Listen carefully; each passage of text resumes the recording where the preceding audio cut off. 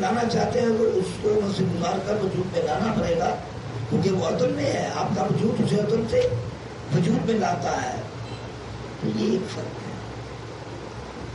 تو یہاں جو ارشاد ہوا کہ کمال اخلاص و تنزیہ یہ ہے کہ اس سے صفتوں کی نفی کی جائے، یعنی یوں سمجھیے گا کہ اس انداز میں نفی کریں کہ اس نے صفتیں بنائی نہیں ہیں،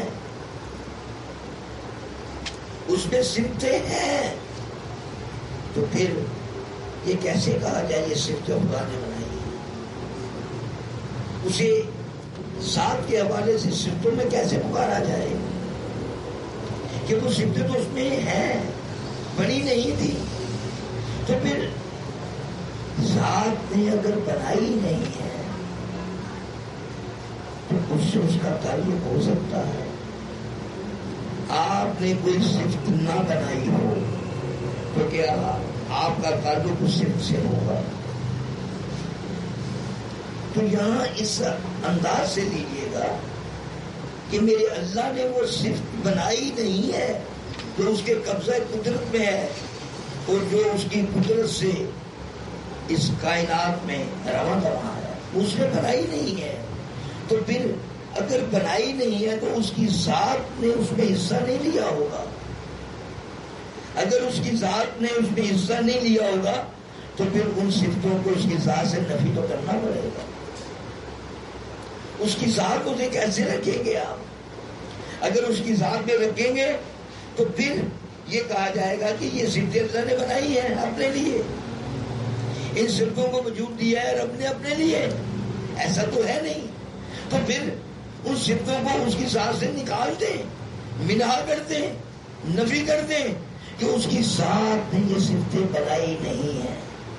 اس کی ذات ایک عمل سے گزر کر ان صفات پر اختیار رکھنے والی نہیں ہے، بلکہ یہ صفتیں اس کی ذات میں ہیں. تو لہذا اگر اس کی ذات میں ہیں تو اس میں ذات نے کوئی آپریٹو کردار تو نہیں کیا. ذات نے اگر کوئی آپریٹو کردار نہیں کیا تو پھر ذات سے ان صفتوں کو کیسے وجود ملا ہوگا؟ ذات سے وہ صفتیں کیسے پیدا ہوئی ہوں گی؟ تو یہ تو بعیدت قیاس ہی نہیں بلکہ ناممکنات میں سے بھی ناممکن ہے کیسا ہوا ہو. تو پھر ہم ذات سے صفتوں کی نفی نہ کریں تو کیا کریں؟ اس ذات نے ان صفتوں کو بنایا نہیں، اس ذات میں ان صفتوں نے جنم نہیں لیا، تو پھر ذات سے نفی تو کرنا پڑے گا. ان صفتوں کو آپ اپنے آپ سے نہیں کر سکتے. کیونکہ الگ سے اپنی صفتوں کو آپ گنواتے ہیں، اپنی صفتوں کو اپنے آپ سے جدا رکھتے ہیں، یہ بات درست ہے، لیکن اپنی ذات سے اپنی صفتوں کو آپ جدا نہیں کر سکتے کہ آپ نے اپنی اس ذات سے صفتوں کو جنم دیا. تحریک وجود سے ان صفتوں نے عدم سے وجود لیا ہے. تو آپ کی ذات سے وہ صفتیں الگ نہیں ہیں، وہ صفتیں آپ کی ذات سے جنم دینے والی ہیں.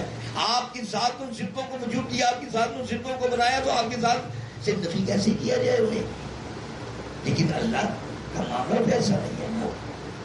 اللہ نے تو ان صفتوں کو نہ بنایا، نہ جنم دیا، نہ اس کے عمل کا نتیجہ، نہ تحریک وجود کا نتیجہ. تو پھر اگر صفتوں کو اس کی ذات سے نفی نہ کیا جائے تو اس کی ذات کے حوالے سے کیا کہا جائے؟ میں جو سمجھا ہوں کہ جو صفتیں ہیں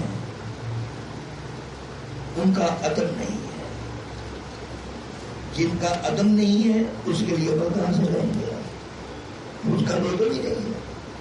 دیکھو چیز عدم میں ہو تو وجود میں لانے کے لیے عمل کرتا ہے انسان. ایک صفت کا عدم ہی نہیں ہے، عمل کہاں سے لائیں گے؟ اگر عمل نہیں لائیں گے تو شریک ذات کیسے کریں گے؟ شریک ذات تو نہیں ہوگی. شریک ذات تو عمل کی وجہ سے ہوگی. اگر عمل نہیں ہے تو شریک ذات نہیں ہے. تو شریک ذات نہیں ہے تو پھر ذات کی تو نفی کرنی پڑے گی. تو بنیادی طور پر مولا اس حکمت کی طرف اشارہ فرما رہے ہیں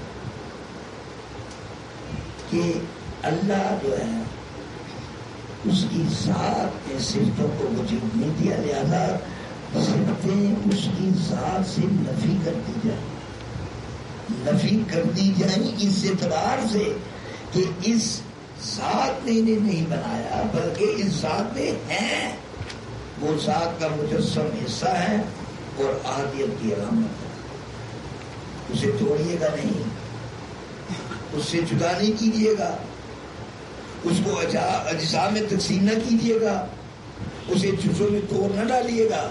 کیوں؟ کہ آپ اس کی ذات کو جزوں میں بانٹ نہیں سکتے، اجزاء میں تقسیم نہیں کر سکتے۔ صرف آپ کے لیے یہ ہے کہ اس کی ذات سے اس کی صفتوں کو نفی کر دیا جائے، لیکن مانا جائے کہ اس کی صفات ہیں، انکار صفات نہ کیا جائے۔ اگر آپ انکار صفات کریں گے تو یہ خدا کے انکار تک چلی جائے گی بات، حالت کے انکار کی حدوں کو چھوڑے گی یہ بات۔ انکار کی گنجائش نہیں ہے کہ آپ مالک کی صفات کی نفی کر سکتے ہیں، انکار صفت نہیں کر سکتے۔ انکار صفت اور نفی صفت میں بڑا فرق ہوتا ہے۔ انکار صفت یہ ہے کہ صفت پائی ہی نہیں جاتی۔ کیا اللہ ایسا ہے کہ جس میں کوئی صفت نہ پائی جائے؟ کیا اللہ ایسا ہے کہ جو صفتوں کے بنا ہے، جو صفتوں کے بغیر ہے؟ تو پھر صفتوں کا انکار تو نہیں کر سکتے آپ، صفتیں تو اس میں پائی جاتی ہیں۔ اگر صفتیں اس میں پائی جاتی ہیں تو پھر انکار صفت کا وجود تو نہیں ہے، آپ انکار صفت تو نہیں کر سکتے۔ اگر آپ انکار صفت نہیں کر سکتے تو یہ تو ماننا پڑے گا صفتیں ہیں اس ذات میں، لیکن اس کی اس ذات سے نفی کر دی جائے۔ مانا جائے کہ صفتیں ہیں لیکن ذات سے نفی کر دی جائے صفتوں کی۔ بنیادی طور پر اللہ کی صفات کو ماننے کا حکم ہے اور اللہ کی صفتوں کا آنا اس کے وجود سے جدا نفی کی علامت سمجھا ہے۔